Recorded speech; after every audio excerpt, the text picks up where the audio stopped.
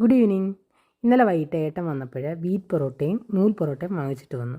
ഒരു നൂൽ പൊറോട്ടയും ഒരു വീറ്റ് പൊറോട്ടയും എക്സ്ട്രാ വന്നിട്ടുണ്ടായിരുന്നു. അപ്പോൾ ഞാൻ ഫ്രിഡ്ജിൽ വെച്ചിട്ട് വീറ്റ് പൊറോട്ട ഉച്ചയ്ക്ക് ചൂടാക്കി കഴിക്കാമെന്ന് വിചാരിച്ചു. പൊറോട്ട ഒന്ന് ആവി കയറ്റി വെച്ചപ്പോഴാണ് മൈൻഡ് വേറൊരു ഐറ്റത്തിലോട്ട് പോയത്. പെട്ടെന്ന് പാനെടുത്ത് ചൂടാക്കി ഒരു സവാള ഇങ്ങനെ പൊടിപൊടിയായിട്ട് അരിഞ്ഞ് കൂടെ ഇച്ചിരി വെളുത്തുള്ളിയും പച്ചമുളകും തക്കാളിപ്പഴവും കൂടെ അരിഞ്ഞെടുത്തു.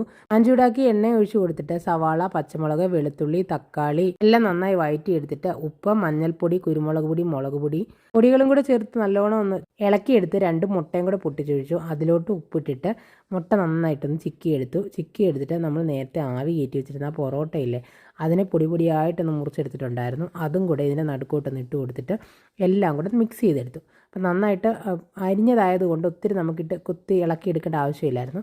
എന്നാലും ഞാൻ വക്കുള്ളൊരു ഗ്ലാസ്സും കൊണ്ട് ഇതുപോലെ ഒന്ന് ഇടിച്ച് കുത്തിയാക്കി നല്ലവണ്ണം പൊടിച്ച് മിക്സ് ചെയ്ത് ആവി കയറ്റി പൊറോട്ട പൊറോട്ടയാക്കി കഴിച്ചു.